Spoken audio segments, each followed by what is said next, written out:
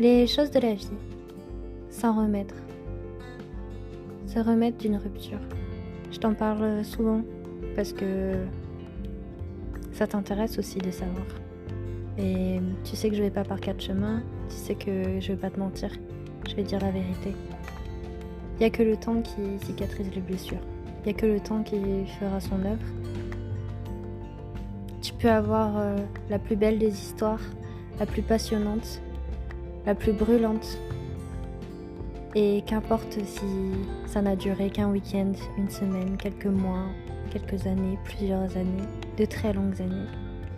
Ça veut pas dire que ta souffrance, elle est dérisoire.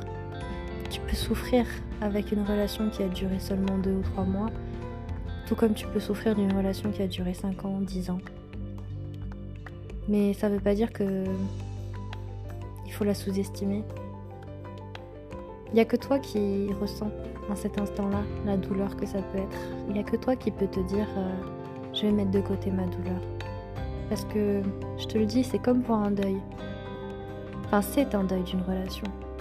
Non pas d'une personne qui est partie dans un autre monde, mais le deuil d'une personne que tu as aimée ou que tu aimes encore. Et ça s'arrête là, comme ça, subitement. En fait, des fois, je te disais, il fallait pas chercher plus loin, il fallait pas chercher des explications. Parce que des fois, connaître la vérité, ça fait plus de mal que de bien. Et même si tu attends d'avoir une réponse, d'avoir des réponses, la réponse en fait que l'autre personne pourra te donner ne va jamais te satisfaire. Jamais.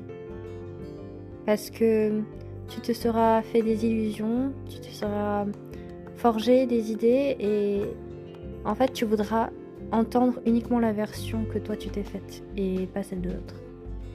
Alors, ce podcast c'est pour te remettre dans la tête que faut pas chercher à savoir. Faut pas chercher parce que à force de gratter en fait c'est pas bon. C'est comme quand tu vas trop profondément dans la terre, au centre de la terre, ça sort en geyser ou en volcan, c'est pareil.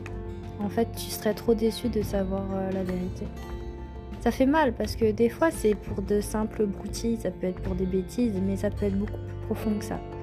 Ça peut être de simples défauts qui au quotidien, de manière répétée, t'insupportent.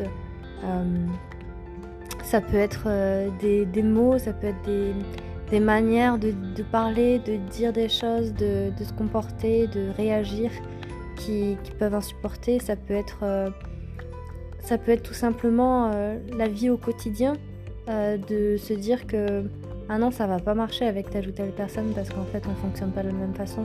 Et même si l'autre faisait des efforts, même si l'autre voulait changer, en fait ce serait faussé parce que on veut pas que l'autre change en fait, parce que l'autre on l'aime tel qu'il est, donc s'il change, c'est pas bien de vouloir changer l'autre en fait. Si l'autre veut devenir meilleur par lui-même, d'accord, mais pas si c'est vous qui le forcez.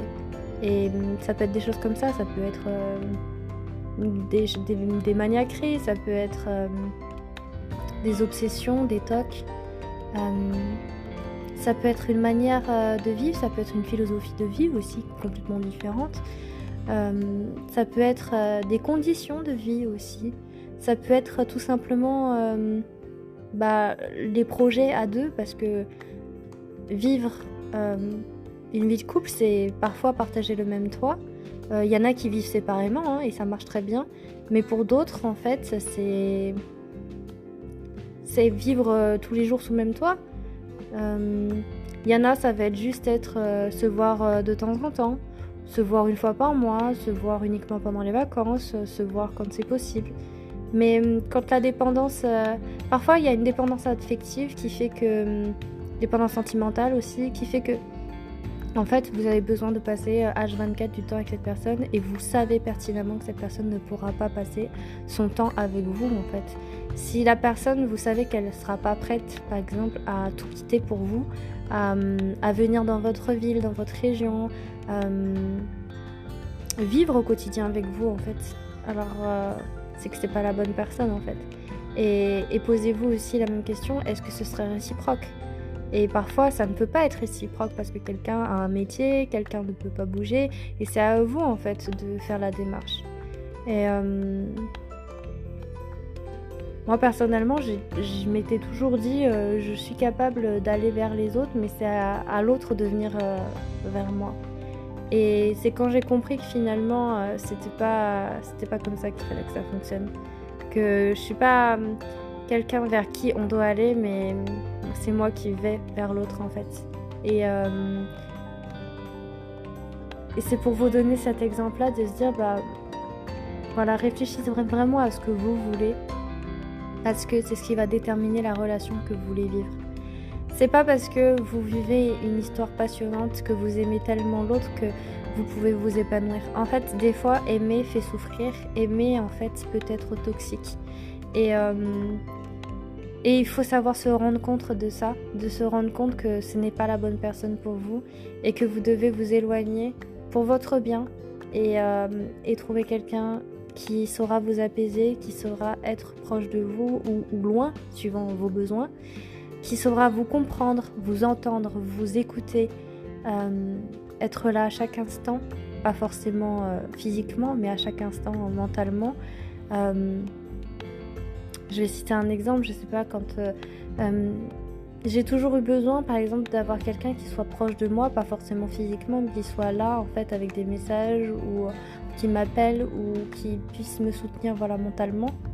Et à partir du moment où, même malgré la distance, on se sent aimé et on se sent proche de l'autre, c'est important. Mais à partir du moment où j'ai senti, par exemple, que la personne, elle était loin, mais qu'en plus de ça, elle n'était plus là, en fait, pour me soutenir mentalement, en fait, j'ai senti en fait un gouffre sous mes pieds et je me suis rendu compte que du coup, ça ne pouvait pas fonctionner, en fait. Et c'est peut-être ça aussi pour certaines personnes, c'est l'incapacité à pouvoir se projeter avec l'autre. On a beau avoir des sentiments pour l'autre, avoir un amour tellement fort, mais si on n'arrive pas à se projeter, si on n'arrive pas à se dire je vais avoir un avenir avec cette personne, notamment pour construire une vie de famille par exemple, ou juste pour s'épanouir dans le travail et dans ses hobbies, dans ses passions, on peut s'accrocher en fait à des points communs, à des passions communes, mais la construction même du couple et de la manière dont on veut vivre dans 2, 3, 5, 10 ans, c'est ce qui va impacter en fait et influencer la décision de rester ou de partir dans une relation. Moi, plus souvent, en fait, ce qui m'importait le plus dans une relation, ça a toujours été et ça reste l'engagement d'une personne. C'est-à-dire que si je sais que la personne, même si elle est loin, en fait, elle est capable de s'engager dans une relation, en fait, de construire quelque chose de sérieux et de durable dans le temps, j'y vais à fond. Mais si je sais que la personne, en fait, elle est dans le flou elle-même, en fait, c'est pas la peine. Et c'est vrai que l'engagement, c'est quelque chose de très fort, en fait. C'est quelque chose qui assure, en fait, à l'autre, je te fais confiance aveuglément, en fait. Et c'est peut-être aussi pour ça que j'ai fait des choix dans ma vie, par exemple, de me marier ou voilà, de me paxer. Et ça, en fait, c'est ce qui motive le fait de continuer ou non une relation, le fait de s'engager ou non dans une histoire. Et le fait qu'une personne s'en aille, c'est pas forcément qu'elle ne vous aime plus. Au contraire, des fois, elle vous aime tellement que, en fait, elle a besoin de s'éloigner parce qu'elle a besoin de se retrouver et que, en fait, c'est une passion tellement dévorante, tellement destructrice qu'il faut absolument maintenir des distances. Et voilà, dites-vous bien que parfois, les relations se terminent alors que les personnes s'aiment encore. Et ça, c'est le plus dur à supporter, c'est le plus dur à digérer parfois. Et moi, je dis toujours que finalement, dans une relation, quand on a vraiment aimé, quand on a aimé vraiment quelqu'un, on ne peut pas l'oublier. Et on aura toujours en soi cette petite flamme qui brille, qui réchauffe le cœur et l'esprit, parfois quand on se retrouve seul, et de se dire que quelque part, il y a une autre âme qui vibre à l'unisson. C'est important. Et ça, Ça vaut pour l'amitié, ça vaut pour la famille, voilà. Et dans les relations amoureuses, en fait, c'est quand on se rend compte qu'on ne peut pas oublier cette personne, mais qu'on a fait tout le chemin pour faire le deuil, de se dire cette relation était belle, cette relation elle était douce, elle était apaisante, elle était sereine, mais elle n'était pas faite pour moi. C'est à partir de ce moment-là que vous arriverez à avancer. Parce que parfois vous projetez trop d'attentes en fait dans une relation, vous avez tellement idéalisé cette relation ou tellement mis sur un piédestal une personne que vous n'arrivez pas à passer à autre chose. Et il y a certaines personnes qui n'arrivent pas à passer à autre chose parce que justement elles ne veulent pas sortir de cet enfer.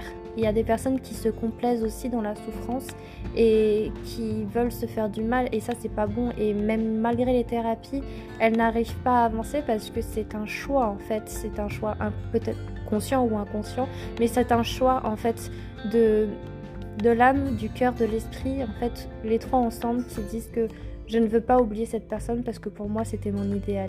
Et en fait cette personne projette sur ses rencontres, sur toutes les nouvelles personnes qu'elle rencontre, et bien l'ancienne personne qu'il a mis sur un piédestal. Et chaque histoire est différente, chaque personne rencontrée est différente, et il ne faut pas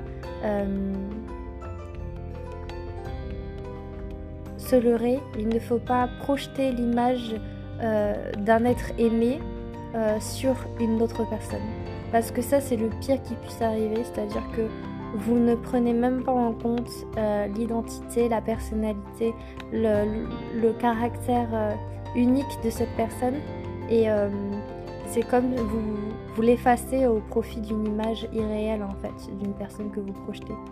Et si vous voulez vraiment avancer, construire, passer à autre chose et vraiment vous aimez vous et aimer une autre personne, construire quelque chose de beau, il faut réussir à faire le deuil d'une relation passée, quand bien même elle a été belle, quand bien même elle vous a apporté du bonheur. Si ça devait pas se faire, c'est justement parce que soit c'était pas le bon moment, soit pas les bonnes circonstances, et laissez la vie vous guider sur un chemin, et peut-être que vous retrouverez cette personne ou peut-être pas, mais en tout cas ne forcez pas le destin. N'essayez pas non plus de vous venger, n'essayez pas d'en vouloir à l'autre, n'en voulez pas à l'autre, et surtout ne harcelez pas l'autre non plus. Il faut que vous arriviez à avancer, et vous avez le droit d'être heureux, vous avez le droit d'avoir une histoire qui soit simple, qui soit belle, qui soit envoûtante, qui soit enivrante, qui soit magnifique, sublime. Laissez-vous seulement porter, et ne cherchez pas à tout prix à avoir l'histoire avec un grand H. Aimez seulement avec un grand A, et comme je vous le dis, aimez-vous d'abord vous et ensuite aimez les autres. Et ce sera la plus belle histoire que vous pourrez avoir et construire petit à petit, avec le temps, avec la patience, avec beaucoup d'amour. Alors, une belle pensée à toutes les personnes que vous avez pu aimer, et ces personnes-là, n'essayez pas de les contacter, n'essayez pas de médire sur elles, n'essayez pas d'être méchante avec elles, tout simplement. Transformez la potentielle haine que vous pouvez avoir contre ces personnes, la potentielle colère que vous avez contre elles, transformez-la en amour pour quelqu'un d'autre. C'est pas la vengeance qui doit vous animer, c'est vraiment l'amour en fait. Et vous avez beaucoup plus d'énergie à donner, à offrir à de nouvelles personnes, à de nouvelles rencontres, plutôt que de vous tourner vers le passé. C'est le plus beau conseil que je puisse vous donner, et vraiment je vous souhaite le meilleur, je vous souhaite d'être heureux, je vous souhaite de rencontrer la bonne personne, je vous souhaite d'arriver à mettre de côté les fantômes du passé, ceux qui peuvent hanter vos pensées. Et vraiment, soyez heureux avec les nouvelles personnes que vous rencontrez. Soyez heureux avec l'homme ou la femme de votre vie. Et même si c'est pas celle de toute votre vie, c'est celle au moins d'un instant, d'un moment, d'une nuit, d'une journée, d'une semaine, d'un mois, d'une année, de plusieurs années. Soyez heureux.